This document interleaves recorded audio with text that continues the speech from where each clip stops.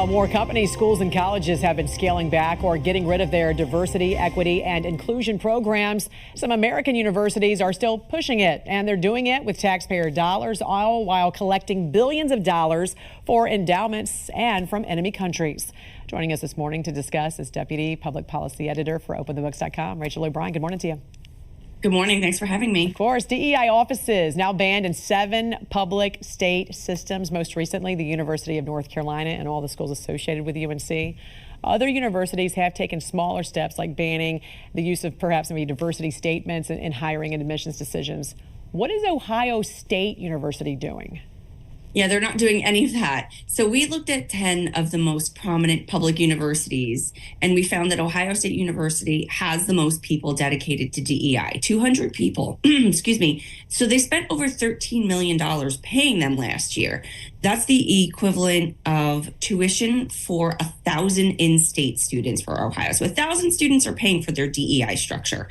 And they're paid very well. The 2 highest paid are paid just about $300,000 each. There are many people making $200,000, $250,000. And the thing with DEI is it's not about equality or equal opportunity. It's a radical ideology. It forces people to groups of oppressor or oppressed, and it does the opposite of its claims to be inclusive. It's divisive, and it makes racial prejudice okay. We sort of expect this from Harvard or UC Berkeley. But OSU is Midwestern Big Ten school. It's a mostly red state. The incoming vice president, J.D. Vance, he wrote Hillbilly Elegy about growing up there. He's among the alumni. So it's not the first place you'd expect DEI to take hold, but here it is. And by the way, he has called out OSU for their DEI efforts.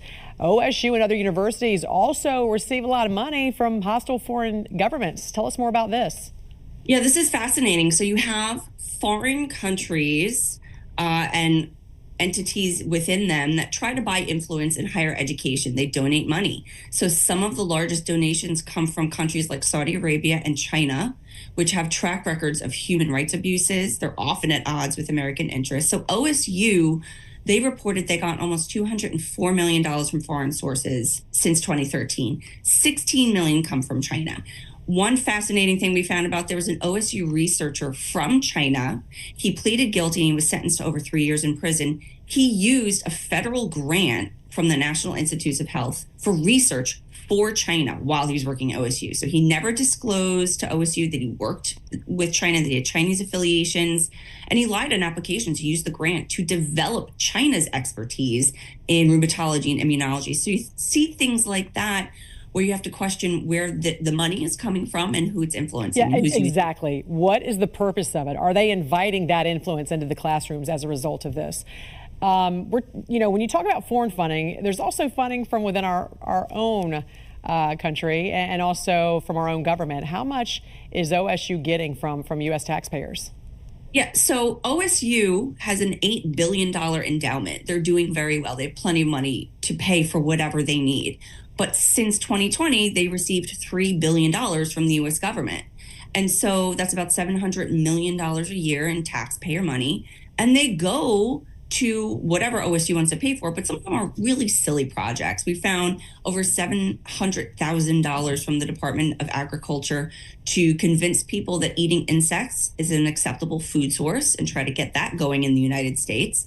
$750,000 from the National Science Foundation to what they call targeting misinformation. And what we know from our segment a few weeks ago, it's not about targeting misinformation. It's about silencing government critics. So lots of money coming from the U.S. government, and OSU has this huge endowment. They don't need it, just like many others. Which is coming from all of us. They have an $8 billion endowment, yet taxpayers are giving them $3 billion. Yeah. Despite that. All right. Yeah. OpenTheBooks.com's Deputy Public Policy Editor, Rachel O'Brien. I know I won't see you next week, so Merry Christmas, Happy New Year. Thanks for joining us. Merry Christmas. Thank you, Jan. Thank you.